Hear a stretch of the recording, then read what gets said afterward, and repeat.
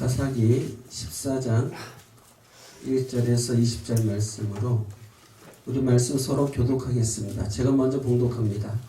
삼손이 딥나에 내려가서 거기서 블레셋 사람의 딸들 중에서 한 여자를 보고 올라와서 자기 부모에게 말하여 이르되 내가 딥나에서 블레셋 사람의 딸들 중에서 한 여자를 보았사오니 이제 그를 맞이하여 내 아내에게 하게 하소서. 아멘.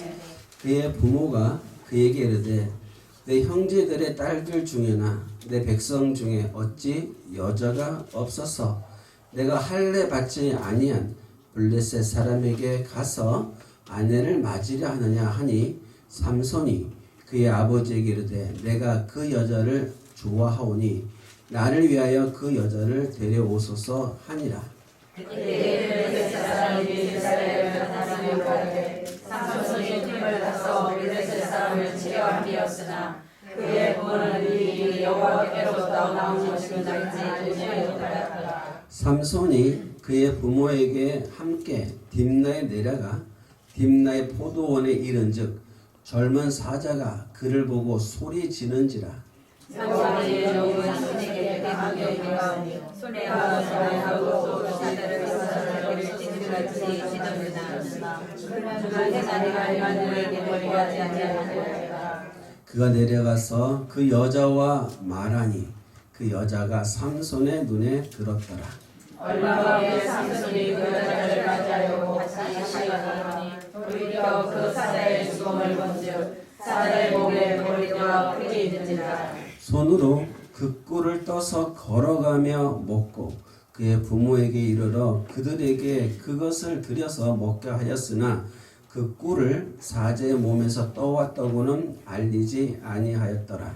삼손의 아버지가 여자에게 배워다니 삼손이 보고서 잔치를 개설하였으니 소녀들은 여기에 하는 곳이 있으니라. 무리가 삼손을 보고 30명을 데려와서 친구를 삼아 그와 함께 하게 한지라.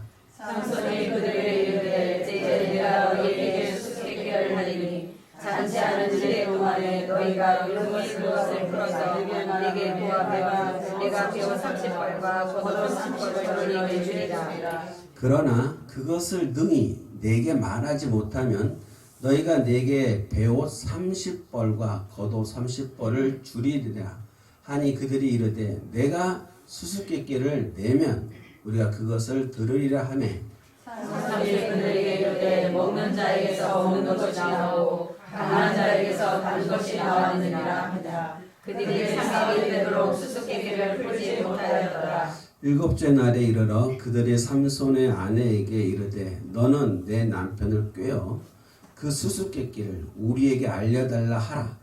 그러지 아니하면 너와 내 아버지 집을 불사르리라. 너희가 우리의 소유를 빼앗고자 하여 우리를 청한 것이 아니냐. 그렇지 아니하냐 하니 삼손의 아내가 야하야서 오며 가로되 당신이 나를 미워하며 사랑하지 아니하는도다. 우리는 그에게 수수께끼를 말하고 그 뜻을 내게 펴주지 아니하더라. 삼손이 그에게 대답하되 내가 그것을 나의 부모에게도 알려주라고 하지 아니하거든 어찌 그에게 펴이게 하겠으나. 7일 동안 그들이 잔치할 때 그의 아내가 그 앞에서 울며 그에게 강요함으로 일곱째 날에는 그가 그의 아내에게 수수께끼를 알려주매 그의 아내가 그것을 자기 백성들에게 알려주었더라. 일곱째 날에 그들이 앉아서 사람들이 삼손에게 이르되 무엇이 꿀보다 달겠으며 무엇이 사자보다 강하겠느냐 한지라. 삼손이 그들에게 대답하되 너희가 내 양소만으로 가까이지 아니하였으며 나의 수수께끼를 능히 풀지 못하였으리라 하니라. 여호와의 영이 삼손에게 갑자기 임하심에 삼손이 아스글론에 내려가서 그곳 사람 30명을 쳐 죽이고 노략하여 수수께끼를 푼 자들에게 옷을 주고 심히 노하여 그의 아버지의 집으로 올라갔고 삼손의 아내는 삼손 친구였던 그의 친구에게 주가 되었더라. 구속사라고 하는 말들 많이 듣죠. 구속사라는 것은 설교의 하나의 패턴인데 그러니까는 모든 구약의 이야기 그것이 예수님으로 풀어가는 것 그것을 구속사로 합니다. 역사로 풀 거냐, 구속사로 풀 거냐, 아니면 여러 가지 푸는 방법이 있는데, 예수님께서 요한복음 5장 39절에서 너희가 영생을 얻고자 하고 성경을 이렇게 상고하는데, 그 성경이 나를 두고 하는 말이다, 이렇게 말씀하셨죠. 구약의 모든 말씀은 예수님으로 풀어야 된다. 그것이 구속사죠. 그 위에 다른 거로 풀면은 이단이 나옵니다. 거기에 이만희가 나오고 안선호기가 나오고 누가 나오면 안 되는 거야. 예수님만 나와야 돼. 근데 참 여러 가지 만들어내는데, 그 요한복음 5장 39절 하나를 몰라가지고 따라가는, 그렇게 미혹당하는 일이 많습니다. 이스라엘의 역사, 구약은 분명히 이스라엘 역사입니다. 그러나 우리가 이스라엘 역사를 통해서 예수님을 발견하는 거죠. 우리가 성경에 복음서가 있고 서신서가 있고 요한계시록이 있습니다. 근데 우리가 보는 사복음서, 그 사복음서는 예수를 믿으란 말이 있습니다. 예수를 믿으면 구원받는 말이 있어요. 그러나 예수를 믿을 때 무엇을 근거로 믿느냐, 이게 중요한 거죠. 무엇을 근거로 예수가 하나님의 아들이심을 믿느냐, 그 근거가 다 어디 있냐면은 구약에 있는 거예요. 구약에 비추어 봤을 때, 이분이 예언되어 있는 말씀에 그분이시구나, 그게 증거가 돼야 돼. 그게 증거가 되지 않으면은 예수 그리스도가 복음서에 나와 있는 하나님의 아들이심을 증거할 수가 없는 거예요. 그래서 여러분들이 그 복음서를 읽어보면 예수를 믿으란 말이 많이 나와요. 근데 예수를 믿는 우리가 예수 그리스도를 역사를 통해서 배워가는 것이 구약인데, 구약은 퍼즐 같아요. 그러니까 퍼즐 요거 하나 맞추고 저거 하나 맞추고 다 맞춰보면은 예수님이 나오는 거예요. 그러니까 어느 한 장면에 예수님이 딱 나와 있는 게 아니라, 예수님의 사역은 우리가 알다시피 탄생, 그분의 역사 사역이 있죠. 그리고 순환당하시고 십자가에 죽으심이 있고 부활이 있고, 이 5가지 역사가 각각의 퍼즐 하나하나 그 구약의 성경에서 맞춰줘야 되는 거예요. 그랬을 때 이 부분은 지금 예수님의 사역의 부분이구나, 요 부분은 예수님의 탄생의 부분이구나, 요 부분은 예수님 십자가의 죽으심이구나, 그것이 이렇게 맞춰져 가는 거예요. 그래서 하나의 통이 다 맞춰지면은 예수님이 사역의 역사가 우리에게 증거되는 겁니다. 여러분이 알고 있는 오늘 본문에는 사사기예요. 사사기 하면 여러분 생각나죠? 참 이스라엘 백성들이 하나님 앞에 범죄하였다가 하나님 징계하시면 회개했다가 하나님 은혜 주시면은 다시 회복되었다가 또 시간 지나면 또 타락했다가 또 징계하시고, 계속 그게 사이클들 반복되는 이야기죠. 근데 그 이야기는 사사기에서만 끝나는 것이 아니라 성경의 모든 이야기예요. 그러니까 성경의 모든 이야기가, 특히 이스라엘의 역사 이야기는 사사기를 지나서 이제 통일 왕국의 시대가 나오지만은 그 이야기의 전반이 전부 다 사사기에 담겨져 있어요. 근데 오늘 본문에 나오는 사사가 누구죠? 삼손이네요. 삼손은 사사시대의 마지막 사사입니다. 이 이야기는 마지막 사사구나, 그게 마지막 사사였어 라고 끝나면은 더 이상 진전이 없는 거예요. 삼손이 마지막 사사인데, 그 마지막 사사의 모습을 보면서 마지막 때 나타나는 구원자의 모습을 보는 거예요. 그러므로 마지막 때에 이러한 모습의 구원자가 나올 것이라는 것이 사사기에 나와 있는 삼손의 이야기예요.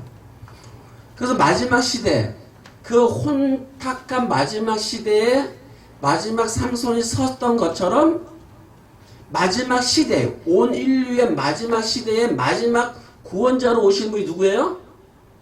예수 그리스도죠. 그분이 예수 그리스도예요. 그러니까 아까 구속사 위치에서 본다 그랬어요. 그러니까는 마지막 시대의 사사인 삼손의 모습을 통해서 우리는 마지막 시대에 오시는 예수님을 보는 거예요. 여러분들이 삼손의 탄생의 이 얘기를 한번 생각해 봅시다. 삼손이 그 어머니가 오랫동안 아이를 뵙지 못했어요. 아이를 낳지 못해요. 그런데 누가 나타나요? 여호와의 사자가 나타나서 너가 임신을 할 거라 가르쳐줘요. 그리고 그 아이는 어떤 아이냐면은 나실인이라 그래요. 그 나실인이라는 것은 하나님께 바쳐진 자죠. 그 나실인으로서 구원을 해주는 거예요. 그래서 여러분들이 사사기 13장 5절의 말씀 보면 이렇게 돼 있어요. 보라 내가 임신하여 아들을 낳으리니 그의 머리 위에 삭도를 대지 말라.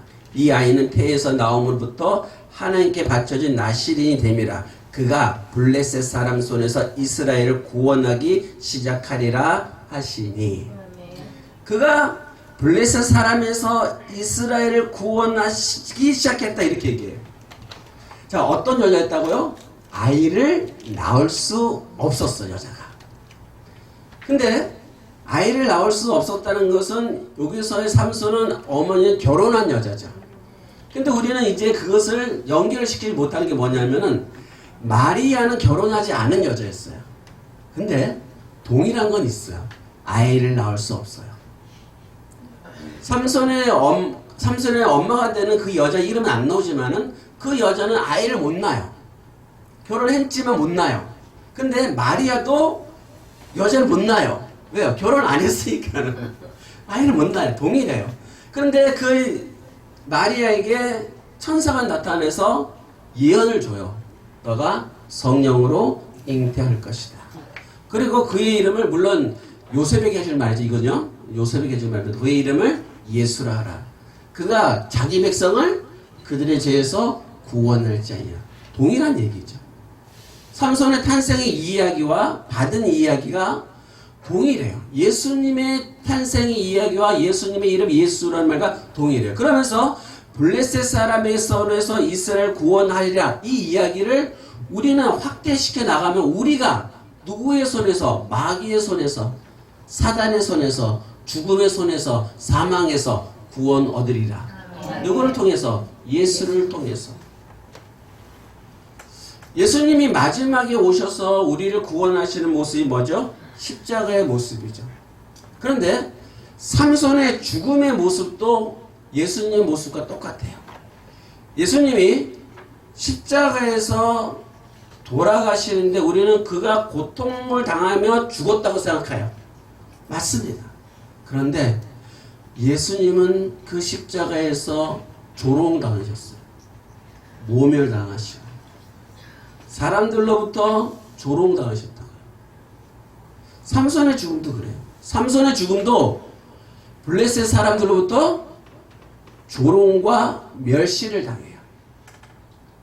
삼손이 죽으면서 하나님께 기도해요. 저 블레셋 사람들을 다 죽일 수 있도록. 그래서 이스라엘 백성들 구원할 수 있도록. 예수님의 구원도 바로 그런 거였죠. 자, 삼손의 죽음의 모습을 볼 때 사사기 16장 29절을 보세요. 한번. 사사기 16장 29절 말씀. 어떻게 죽는가 봅시다. 사사기 16장 29절. 삼손이 집을 버틴 두 기둥 가운데 하나는 왼손으로 하나는 오른손으로 껴 의지하고 이렇게 되어 있죠. 그러니까 삼손이 이러고 있는 거예요. 양손을 뻗쳐서 두 개의 기둥을 붙잡고 있는 거예요. 예수님 십자가에서 양손을 펴고 죽으셔요. 우리는 양손을 삼손은 양손을 펴서 그 바벨론의 그들의 신전을 무너뜨리는 모습으로 나오지만은 예수님은 십자가에서 두 양손을 펴시고 사단의 세력을 무너뜨리는 모습이죠. 마지막 시대에 나타나는 삼손의 이야기와 사사기 이야기와 예수님의 이야기가 동일해지는 거예요. 그래서 삼손의 이야기는 예수님의 이야기로 연결되어져 있구나. 그의 그림자구나. 라고 여러분이 생각하시면서 오늘 본문을 보셔야 돼요. 그래야 오늘의 본문의 말씀이 이해가 가기 시작해요. 우리는 오늘 본문의 말씀을 희미한 그림자와 같이 보이는 거예요. 거기에서 완벽한 예수의 모습은 안 보여요. 그러나 희미하게 예수님의 사역의 모습이 드러나는 것이 오늘 본문의 모습인 것이에요. 오늘 본문의 모습에서 삼손이 어디로 내려간다고 써있냐면은 딥나로 내려간다고 써있어요. 3절에 보니까는 오늘 보니까는 어디로 내려가요? 딥나로 내려가거라.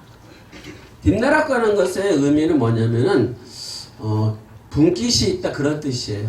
그러니까 딥나로 내려갔다. 삼손이 딥나로 내려가서 한 여자를 사랑하게 돼요.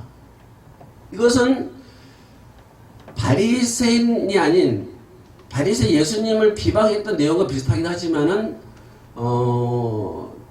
나시린으로서 더구나 하나님의 택함을 받은 사사로서는 있을 수 없는 일이에요.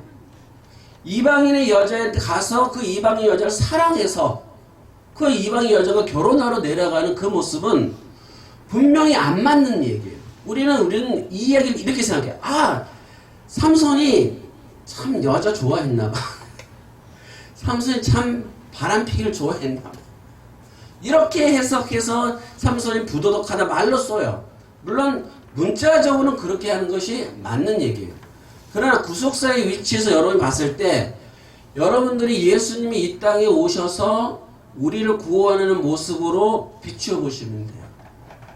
예수님이 이 땅에 오셔서 율법을 완성하시지만은 율법을 어기면서는 모습 같은, 사실 율법을 어긴 건 아니에요. 그러나 율법을 어기는 듯한 모습이 여러 가지 나타난 거. 안식일을 안 지키고 또 뭐 어떤 여러 가지 손을 안 씻고 무엇을 먹고 이런 장면들, 그런 것들이 전부 다 뭐 받는 이야기예요? 비방받는 이야기예요. 어째서 너희 선생은 율법에 정해놓은 것을 따라서 하지 않느냐 이렇게 얘기하잖아요. 구약에는 여러분들 율법이 있고 율례가 있고 증거가 있어요. 율법이란 것은 뭐냐면은 이렇게 이해하시면 돼요. 뭐냐면은 살인하지 말라. 그건 율법이에요. 근데 살인하지 말라는 것에 대해서 이유가 안 나와 있어요. 그냥 살인하지 말라야. 여러분들 우리나라 법도 그렇잖아요. 예를 들어서 파란불에 건너지 마시오. 아니 빨간불에 건너지 마시오. 그게 법이겠죠?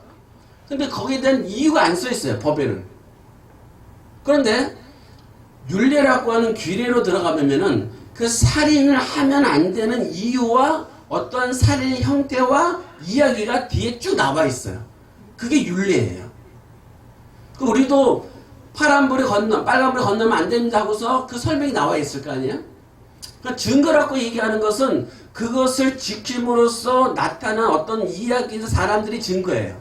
그래서 여러분들이 율법과 율례와 증거가 있는 거예요. 근데 이스라엘 백성들이 예수님을 비방할 때 그 세 가지를 전부 다 비방해버리는 거예요. 오늘 본문에도 삼손은 딥나라 내려가서 블레셋의 딸을 사랑하면 안 돼. 사랑하면 안 되는 거야. 무엇에 의해서? 율법에 의하면은. 근데 내려가서 사랑을 하게 된다. 예수님이 이 땅에 와서 누구를 사랑하세요? 죄인을 사랑하셔. 죄인을. 여러분이 블레셋에 내려가서 한 여인을 사랑한다는 이야기를 도덕적 위치로 율법적 위치에서 보면은 전혀 이것은 해석할 수가 없는 거예요. 문법적으로는 문자적으로는 율법적으로 해석이 되지만 예수님의 관계에서는 해석이 안 나오는 거예요. 그런데 예수님의 위치에 가서 보면은 죄인을 사랑하러 오신 예수님, 육체를 이 땅에 입고 나오신 예수님, 그 예수님이 그려지기 시작해요. 그러면서 그 예수님이 그 딥나로 내려가서 어떻게 구원하는가의 모습이 그려지는 거예요. 딥나로 내려가는데 누구를 만나냐면은 사자를 만나요. 그 젊은 사자를 만나. 젊은 사자는 포악해요. 힘이 강해요. 그 젊은 사자가 있으면은 그 포도원에 있는 사람들이 그 포도원에 갈 수가 없어요. 해지고 다 다녀요. 이 땅에 마귀가 그래요. 포도원은 영적 실체로 보면 뭐죠? 교회예요. 여러분이 아가서에 보면은 포도원을 허는 여우를 잡으라 그러잖아요. 그때 여러분은 그 포도를 뭐로 해석해요? 교회로 해석하잖아요. 여기서 동일한 거예요. 여기서도 교회야. 그 사자, 블레셋, 1차적으로는 블레셋이죠. 1차적으로는 블레셋이 지금 이스라엘 백성들을 억압하고 있고 그들을 힘들게 하고 있고 그들을 다스리고 있는 그런 모습이에요. 그러한 모습을 젊은 사자로 보여주는 거예요. 그 젊은 사자를 보여주는데 오늘 우리에게 위치에서 보면은 예수님께서 우리를 사단의 세력에서 우리를 악한 세력에서 우리의 교회를 무너뜨리려고 하는 모든 세력으로부터 우리를 무엇하시려 구원하러 오신 모습이죠. 그 사자를 만났을 때 삼손이 그 무서워하고 도망간 게 아니에요. 맨손으로 뭐 했대요? 때려잡았대요. 할렐루야. 네. 여러분들은 어떤 어려움과 힘든 가운데 있을 때 예수님이 맨손으로 그 젊은 사자를 때려잡은 걸 기억하시면 돼요. 그것을 위해서 예수님이 이 땅에 오셨으니까요. 예수님이 이 땅에 오신 목적이 뭐였어요? 마귀를 멸하러 오셨다는 거예요. 그 마귀라고 하는 그 존재는 여러 가지 형태로 생각하시면 돼요. 나를 힘들게 하고 있는 세상의 모든 세력도 마귀의 세력이고 교회를 힘들게 하는 세력도 마귀의 세력이죠. 그러나 하나님께서는 반드시 예수 그리스도를 이 땅에 보내셔서 우리를 그 교회를 세우시게 하신 분이 반드시 그 교회를 지키시고 계실 거예요. 아멘이십니까? 아멘. 할렐루야. 아멘. 하나님은 우리를 보호하십니다. 아멘. 우리를 지키십니다. 아멘. 그 사자를 찢어버렸어요. 그런데 며칠이 지나서 가다 보니까는 그 사자의 몸에서 꿀이 있다는 거예요. 사자의 죽은 시체 안에서 꿀이 나왔어. 꿀. 그 꿀을 먹으니까 맛이 어땠을까요? 너무나 좋았겠죠. 요나단이 어때요? 자기 아버지 그 명령을 알지 못했잖아요. 그죠? 그래서 한번 찍어 먹었잖아. 눈이 뭐 했대요? 밝아졌다 그랬지. 눈이 밝아졌다는 이야기는 힘이 생겼다는 뜻이에요. 힘이 생겼다. 지혜가 생겼다는 뜻이에요. 눈이 밝아졌다는 얘기예요. 그래서 꿀을 먹었어요. 그리고 난 뒤에 딥나로 내려가서 사람들과 이제 그 여자와 결혼할 여자의 앞집에서 사람들이 모였잖아요. 그래서 뭘 했어요? 퀴즈를 하나 내요. 수수께끼를 하나 냅니다. 뭐라고 냈냐는 거는 이렇게 내는 거죠. 보니까는 수수께끼를 냈는데 뭐라고 냈냐면 14절에 보니까는 삼손이 그들에게 이르되 먹는 자에게서 먹는 것이 나오고 강한 자에게서 단 것이 나왔느니라 하니라. 그들이 사흘이 되도록 수수께끼를 풀지 못하였더라. 이것은 강한 자에게서 단 것이 나왔댔을 때 강한 자는 뭐예요? 사자예요. 단 것은 꿀이에요. 근데 누구만 알아? 그렇지. 삼손만 아는 이야기야. 그걸 퀴즈 딱 낸 거야. 수수께끼로 냈어. 맞춰봐. 맞출 수가 없죠. 뭔 재주로 맞추겠습니까? 무슨 재주로 맞추겠어요? 맞출 수가 없는 얘기죠. 근데 맞출 수가 없는 그 상황 속에서 이 사람들이 그 블레셋 사람들이 30명의 사람들이 초대되었지 않습니까? 그 사람들이 그 여인을 그러니까 그 이름이 안 나와 있지 사람은 그 삼손의 결혼한 여자를 협박을 하죠. 그래서 뭐합니까? 그 비밀을 알아내게 됩니다.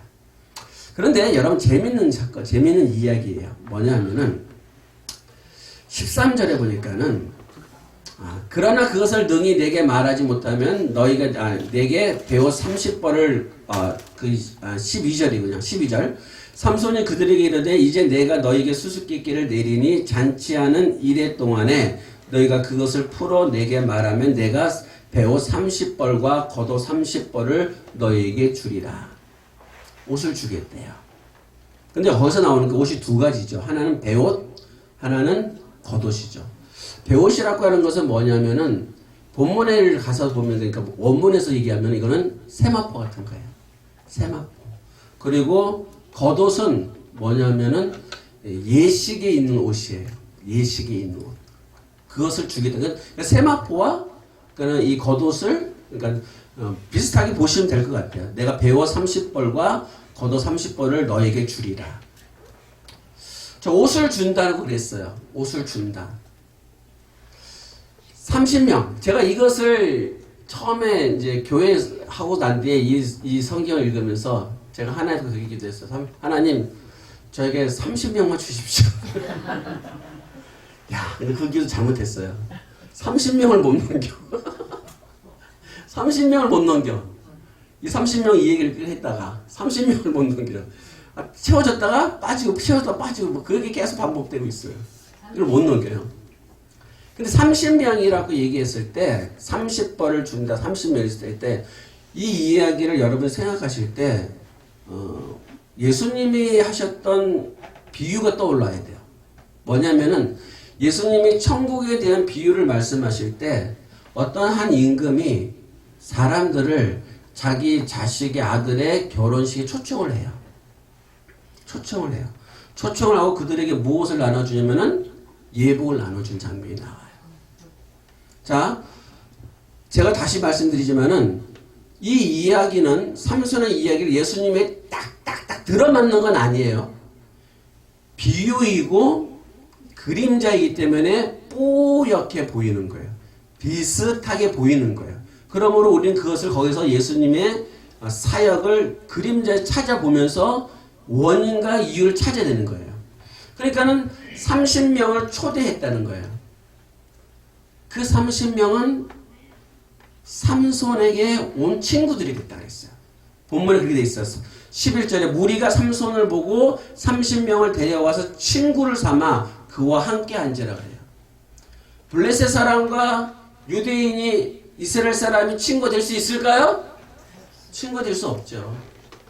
친구 될 수 없는 거예요. 근데 친구가 되었대요. 와가지고 초대받아서 와서 친구가 되었대요. 우리와 예수님 사이에 친구 될 수 있을까요? 될 수가 없어요. 그 결혼잔치에 신부의 결혼잔치에 우리가 초대받은 거예요. 그리고 우리에게 하나님이 비밀을 말씀하실 거예요. 근데 그 비밀은 하나님만 아시는 비밀이에요. 블레셋 사람들이 30명의 퀴즈를 내면서 이 퀴즈를 마치면은 내가 너에게 옷을 주겠다. 옷이라고 하는 의미는 뭐냐면은 수치를 가리는 거예요. 여기서 본문에서 수치를 가리는 게 아니죠. 그러나 옷을 주겠다 얘기할 때 지금 우리가 모여서 집회하고 있는 이 교회 이름이 뭔지 아십니까? 주임제 신부교회. 신부란 말은 뭐냐면은 신부의 옷을 입은 자가 신부예요. 신부의 옷을 입어야 돼요. 신부의 옷을 입지 않으면은 신부라고 할 수가 없어요. 주임제 신부교회. 우리 목사님께서 어떤 의미를 지으신지 잘 알지 못하지만은 여러분들이 옷을 입는다는 것은 변화되는 걸 얘기하는 거예요. 처음으로 옷이 만들어진 게 어디죠? 인류 최초로 옷이 만들어진 곳이 에덴 동산이었죠. 에덴 동산에서 아담과 그 여자가 벌거벗고 다녔어요. 깨벗고 다녔어. 근데 뭘 몰라요? 부끄러움을 몰라. 부끄러움을 모르는 거예요. 하나님과 교제하려면은 벌거숭이가 돼야 돼요. 하나님과 교제는 기본이 벌거숭이야. 하나님은 아담을 만들었을 때 뭐 예쁘게 옷을 입혀준 게 없어. 벌거숭이를 만들었어요. 벌거숭이라는 얘기는 뭐냐면은 하나님과 인간관계 사이에 막힘이 없다는 뜻이에요. 가려진 게 없다는 뜻이에요. 가려진 게 없는 거예요. 우리가 누구 앞에서 벌거벗어요? 부끄러움이 없는 사람 앞에서 부끄러움이 없는 사람 앞에서 옷을 벗잖아요. 뭐 부끄러움이 없는 사람 앞에서 다 부끄러워도 안 계속 끼어 입지 않잖아요. 오히려 더 벗기를 원하지. 목욕탕 가서도 보세요. 목욕탕은 좀 그렇지 않고 그거는 좀 예외고 우리가 그런 모습이 있잖아요. 그렇다고 목욕탕에서 만난 사람 앞에서 또 다른 데서 벗지를 못해요. 우리가 그렇잖아요. 허물이 없는 사이. 허물이 없는 사이. 하나님과 우리 사이에 허물이 없을 때 우리는 벌거벗어져요. 그런데 그 허물이 생겼을 때 들어온 것이 죄죠. 그 죄예요. 예수님께서 십자가에서 돌아가셨을 때 휘장이 갈라졌다 그랬어요. 근데 그 휘장이 영적 실체가 뭐라 그랬어요? 예수님의 육체라 그랬어요. 예수님이 이 땅에 오셨을 때 그분은 하나님이시면서 이 땅에 오셨을 때 육체를 입고 오신 거예요. 왜 육체를 입고 오셨습니까? 육체를 입고 와야 죽임을 당할 수 있기 때문에. 육체를 입지 않았으면 죽임을 당할 수가 없는 거예요. 육체를 입었다는 것은 죄를 입었다는 뜻이에요. 그래서 죄인의 모습으로 이 땅에 오신 예수님 이렇게 얘기하는 거예요. 그런데 그 아담이 옷을 무화과 나무 옷으로 만들어 입었잖아요. 그런데 하나님 그것을 어떻게 해요? 벗기시죠. 왜 벗기셨을까요? 그 무화과 나무 잎으로 아무리 가려도 하나님 눈에는 죄가 보이니까. 아무리 그것을 가려도 하나님의 눈에는 죄가 보이니까. 그래서 무엇을 입혀주셨어요? 가죽 옷을. 동물을 잡아서. 그걸 우리 양이라고 보통 얘기하죠. 그래서 성경 양이란 말은 없어요. 그래서 양이라고 우리는 후에 이 얘기를 하는 겁니다. 그 양을 잡아서 가죽 옷을 입혀줬어요. 그랬을 때 뭐가 안 보이는 거예요? 죄가 안 보이는 거예요. 그게 수치를 가려주는 거예요. 우리가 수치가 가려지는 이유는 뭐냐면 예수님께서 십자가에서 수치를 당해 주셨기 때문에 그가 옷을 벗겨짐으로써 그의 옷을 우리가 입는 거예요. 문자상으로 보면은 로마 병정들이 예수님의 옷을 찢어갖고 또 속에 통옷은 찢어갈 수 없으니까는 제비 뽑아서 가져갔다고 써있지만은 그것을 그 로마 병정이 가져간 게 아니라 역사적으로 문자적으로는 로마 병정이 가져갔지만은 영혼의 실체의 위치에서 가서 보면은 그것을 내가 가지고 온 거예요. 내가. 왜 갖고 왔어요? 입기 위해서. 예수님이 우리의 수치를, 당신의 수치를 가리고 있던 옷이잖아요. 그것을 우리를 가려주기 위해서 벗어주신 거예요. 그래서 우리는 그 옷을 입고 있는 거예요. 그것이 바로 의의 옷이라 그런 거예요. 그것이 신부가 입는 옷이에요. 그것이 세마포 옷이고 그것이 의의 옷이라 불려지는 거예요. 주님의 신부가 입어야 할 옷인 것이죠. 오늘 본문에서 삼손이 얘기해요. 너희가 내가 내는 이 수수께끼를 마치면 옷을 주겠다 그러는 거예요. 그 옷을 입으려면 뭘 해야 돼요? 그 수수께끼를 알아내야 돼요. 그 답을 찾아야 된다고. 근데 그 답을 찾을 수가 없죠. 왜요? 누구만 아는 일이니까. 삼손만 아는 일이잖아. 우리가 구원을 받는 이 이야기가 오늘 우리는 너무나 답을 많이 알고 있어. 성경을 많이 공부했고 신앙생활을 많이 해서 답을 알고 있어. 그래서 이걸 예수님 믿으면 예수님 믿으면 우리는 구원받지 라는 답을 알고 있어요. 그런데 세상 사람들은 몰라요. 나가서 세상 사람들한테 어떻게 구원받습니까? 물어보세요. 착한 일 하면요, 덕을 쌓으면요, 뭐 좋은 일을 하면요, 다 그런 얘기를 할 거예요. 구원을 받는 이야기는 비밀이에요. 아무도 몰라요. 누구만 아는 이야기예요? 하나님만 아는 이야기예요. 오직 하나님만이 예수 그리스도를 이 땅에 보내셔서 그가 십자가에 죽으심으로써 우리에게 의의 옷을 입힘으로써 우리를 구원하신다는 그것은 누구만 아는 비밀이었어요? 하나님만 아는 비밀이었다고. 아무도 몰랐어. 누구도 몰랐어요. 마귀도 몰랐어. 그러니까 마귀는 어떻게 한 거야? 처음에 예수만 죽이면은 사단은 에덴 동산에서 있었던 하나님의 말씀을 기억해요. 누가? 여자의 후손이 와서 너의 머리를 깨버릴 거다. 그거를 사단은 알고 있잖아.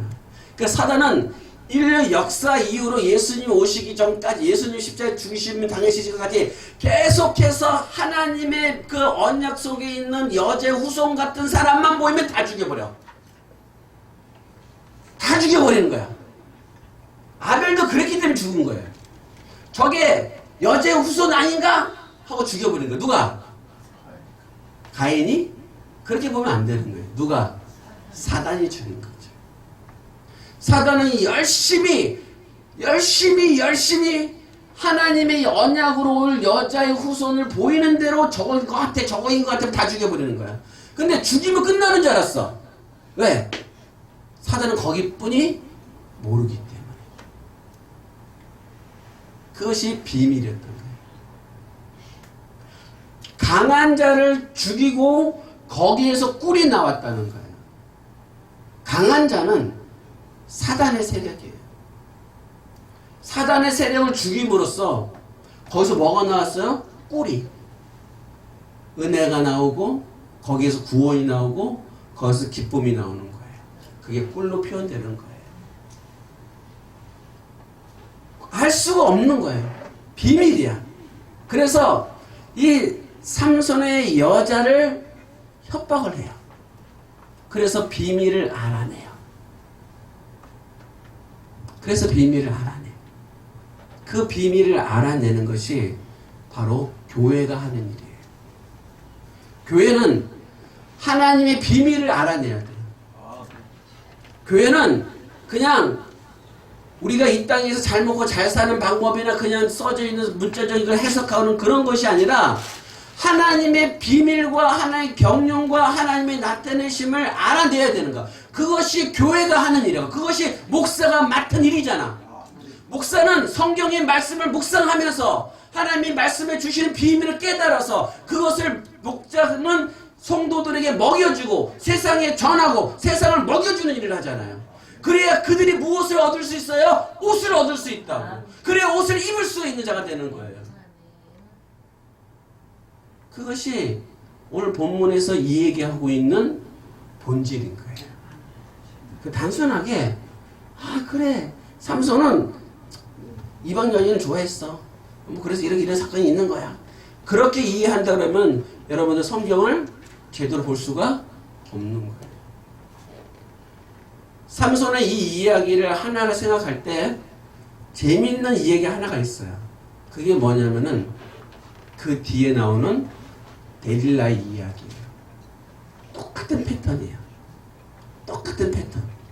그러니까는 이 성경에 기록되어 있는 이야기는 하나님의 말씀의 역사 안에서 있기 때문에 그냥 기록된 게 하나도 없어요. 단어 하나하나마저도 굉장히 귀중한 거예요.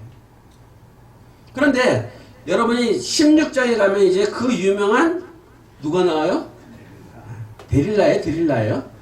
난 헷갈리더라고. 이게 항상 할 때마다 데릴라인지 헷갈려. 어떻든 똑같은 얘기예요. 보세요.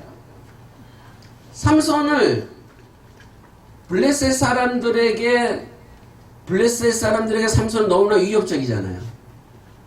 그 삼손이 비밀을 가지고 있어요. 형태가 똑같은 거예요. 삼손이 앞에서 그 자기만 알고 있는 비밀 뭐였죠? 사자를 죽이고 거기에서 꿀이 나온 거, 강한 거에서 단 것이 나왔다는 그 사건의 이야기는 누구만 알았던 거예요? 삼손만 알잖아요. 삼손의 힘이 나오는 원천의 비밀 누구만 알아요? 그 삼손만 알죠. 동일한 얘기예요. 내용은 바뀐 것 같지만은 내용이 같은 거예요. 사건만 다른 것 뿐이에요. 근데 거기서 나오는 드릴라는 여자가 또 나오잖아요. 딥나 여자랑 동일해. 드릴라도 삼손을 아주 그냥 들들 볶아. 들들 볶아서 어떻게 했어요? 비밀을 알아냈죠. 그래서 그 비밀을 알아내 가지고서 그 비밀을 가지고 누구를 죽이는 일을 해요? 삼손을 죽이는 일을 하죠. 이 이야기가 너무나 중요해요. 왜 중요하냐면은 두 가지의 이야기를 보여주는 거예요. 아까 말씀드리면 우리가 예수님의 신부라 그러거든요. 구원받는 자들을 예수님의 신부라 그래요. 그것이 요한계시록 나와 있잖아요. 그 신랑을 위하여 단장한 신부와 같다 그러잖아요. 그 교회예요. 쉽게 말해서 신부의 모습은 교회로 해석하시면 돼요. 그러면은 앞에 나오는 딥나의 여인과 데릴라 둘 다 이방인 여자예요. 둘 다 이방인이라는 뜻은 뭐냐면은 죄인이라는 뜻이에요. 죄인. 그러니까 이방인이구나 블레셋 사람 이렇게 하는 게 아니라 우리 그렇게 보는 게 아니라 우리의 위치에서는 지금 뭐로 봐요? 죄인을 얘기하는구나. 죄인의 속에 있구나. 그 둘 다 죄인이에요. 죄인이 교회가 되는 거예요. 누구랑 결혼했으니까는? 삼손과 결혼했어요. 우리가 누구랑 결혼했으니까는? 예수님과 결혼했으니까. 우리는 교회예요. 그런데 그 교회가 둘로 나눠져요. 예수를 죽이는 교회. 예수를 죽이는 교회. 삼손을 죽였잖아요. 누가? 데릴라는. 무엇을 알아내고서? 그 비밀을 알아내고서. 삼손을 죽여버리잖아요. 그리고 딥나의 여인은 그 비밀을 알아내고 자기 그 초대된 사람들을 살리고 그리고 옷을 입혀주는 자가 되잖아요. 이것이 오늘날 두 교회의 모습이에요.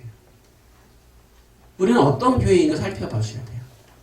나는 과연 예수의 비밀을 알아내고 구원의 비밀을 알아내고 성경에 기록된 말씀을 알아내서 이 말씀을 가지고 성도들을 살리고 교회를 살리고 세상을 살리는 자가 되어 있는지 아니면 그 말씀을 가지고서 자기 이득을 취하고 있는 자인지. 물론 문장상으로 보면 삼손을 죽였었고 아까 말씀드린 대로 예수를 죽이는 모습이라고 그랬잖아요. 예수를 죽인다는 이야기는 무슨 뜻이냐면 예수의 복음을 죽여버리는 거죠. 우리의 위치에서 봤을 때. 오늘날 우리는 하나님이 주신 비밀을 알고 있어요. 교회는 그것을 가졌잖아요. 하나님께서 예수님께서 말씀하시기 내가 너희에게 천국의 열쇠를 준다 그랬잖아요. 너희가 열면은 닫을 자가 없고 닫으면은 열 자가 없다. 그 말은 무슨 뜻이에요? 비밀이라는 뜻이에요. 비밀. 열쇠가 비밀이에요. 열려지는 비밀. 그것을 우리는 하나님의 복음과 예수 그리스도의 복음을 위해서 사용해야 되는 거예요. 지금 사순절 기간이에요. 좀 있으면은 다음 주부터 고난주간이에요. 고난주간에 우리는 무엇을 할 것인가? 제가 요즘 우리 교회에서 한참 하고 있는 것이 무엇이냐면은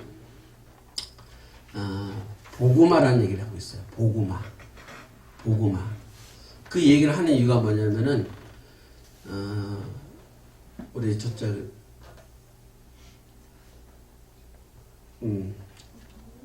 요한계시록 가보시겠습니까? 요한계시록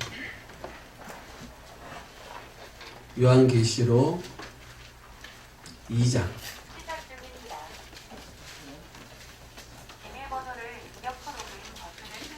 요한계시록 2장 19절의 말씀입니다.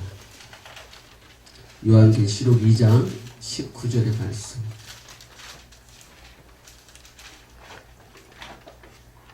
우리 함께 봉독하겠습니다. 내가 내 사업과 사랑과 믿음과 성김과 인내를 아노니 내 나중 행위가 천국보다 많도다. 아멘. 자, 두아디라 교회예요. 두아디라 교회가 칭찬을 받아요.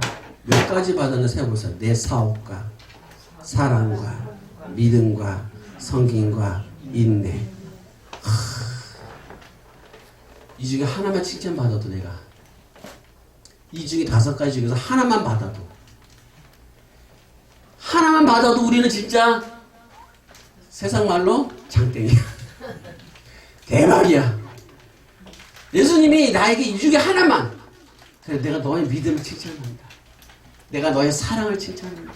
내가 너의 있는 이 하나만 받아도 우리는 대박이야.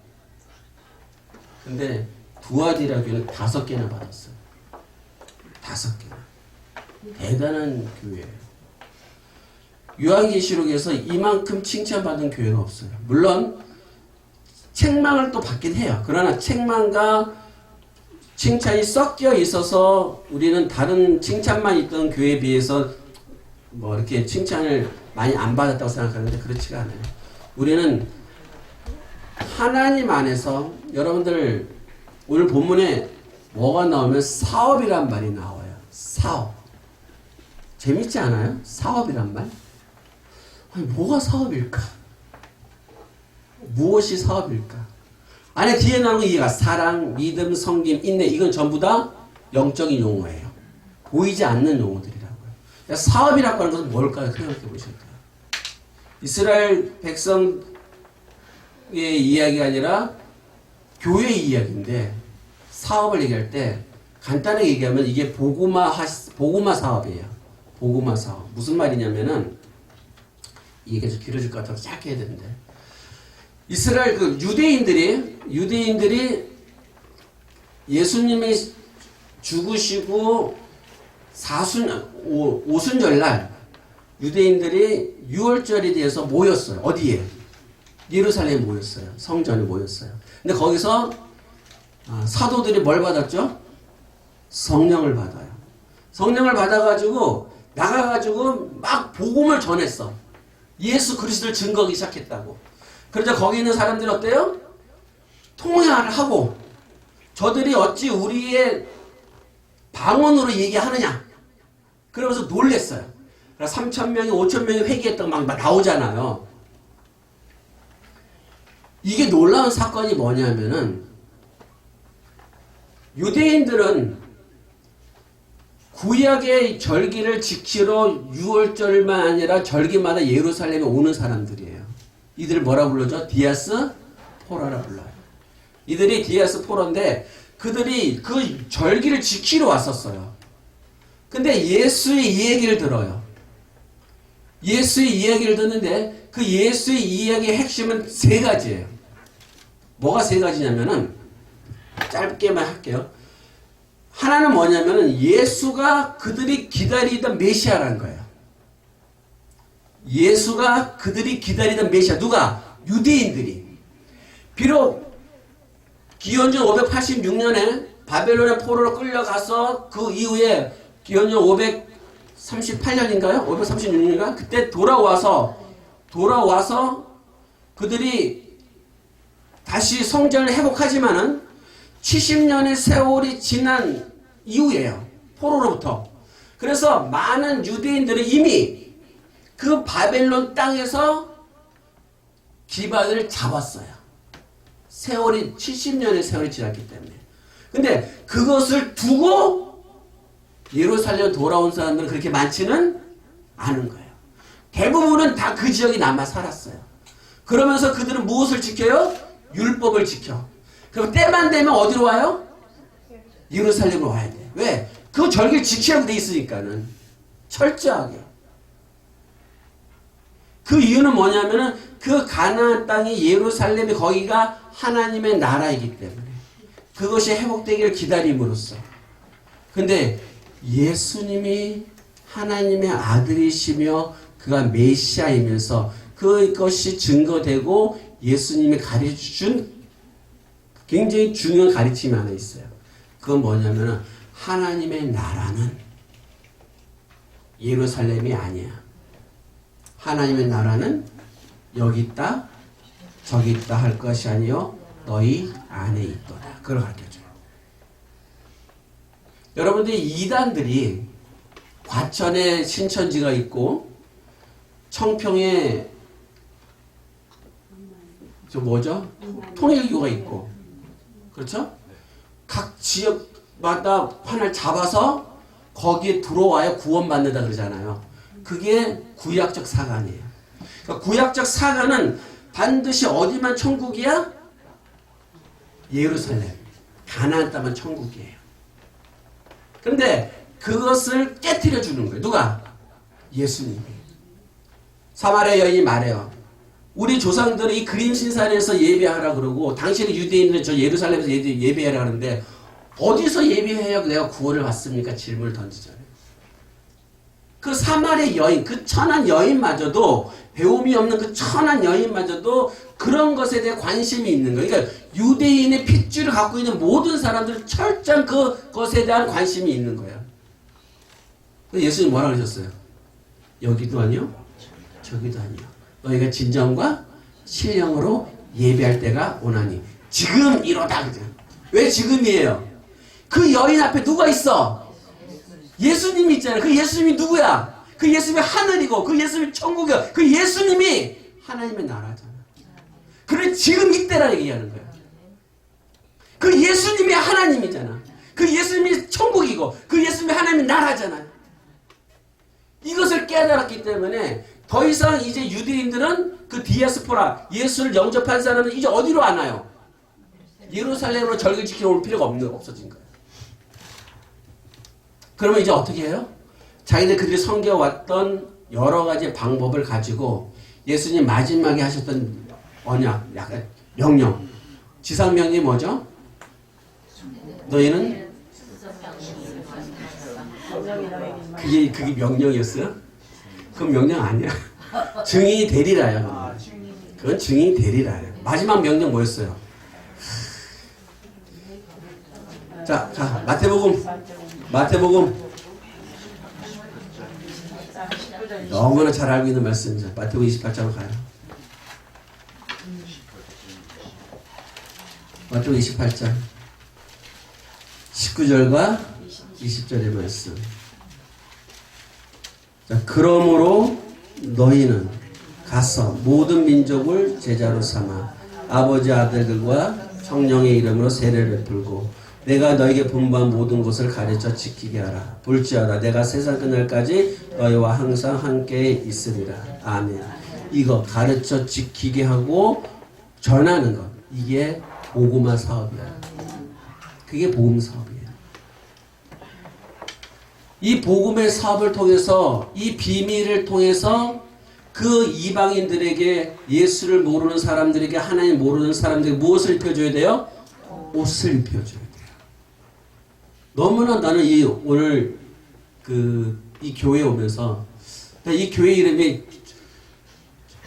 주님의 신부의 그 교회라는 것을 깜빡했어. 들어오면서 맞아, 신부야. 옷을 입어야겠다. 옷 속였는데 그게 하면서 들어왔어요. 여러분들은 이제 예수 그리스도를 힘입어서, 예수 그리스도를 힘입어서 다른 사람들에게 그리스도의 옷을 입혀주는 자가 돼야 돼요. 무엇을 알았기에? 비밀을 알았기에.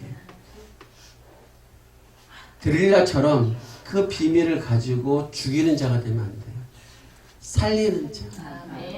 살리는 자. 우리는 딥나의 여인 같은 사람이에요. 우리는 그런 교회예요. 그 비밀을 알아냈어요? 그러면 이제 어떻게 하셔야 돼요? 다른 사람들에게 옷을 입혀줘야 돼요. 구원의 옷. 그것이 그리스도의 신부의 옷이고, 우리가 라마 성교회가 해야 할 일이 바로 그것인 줄 믿습니다. 아멘. 우리가 많은 사람들에게 복음을 전하는, 지금은 우리가 모여서 우리가 힘을 비축하고 있고 우리가 지금 지혜를 모으는 그런 과정이 있어요. 우리가 우리끼리만 모여서 할렐루야 찬양 부르는 이것으로 끝나는 것이 아니에요. 우리는 전진할 거예요. 우리는 앞으로 나갈 거예요. 우리는 예수 그리스도의 비밀을 세상에 전하는 선교사가 될 거예요. 그 일을 위해서 우리 라마 선교회가 부흥되어 가자는 거예요. 우리는 지금 모여서 겨우 찬양이나 부르고 기도하는 것 같이 보이지만 그것은 하나님 우리에게 힘을 비춰주는 시간이에요. 우리 이 시간을 너무나 귀하게 여기고 이 몸을 너무나 귀하게 여기게 되는 거예요. 그래서 하나님 앞에 하나님 당신의 비밀을 전하는 라마 선교회 되게 해달라고 기도하는 우리 모두가 되시기를 주님의 이름으로 축원합니다.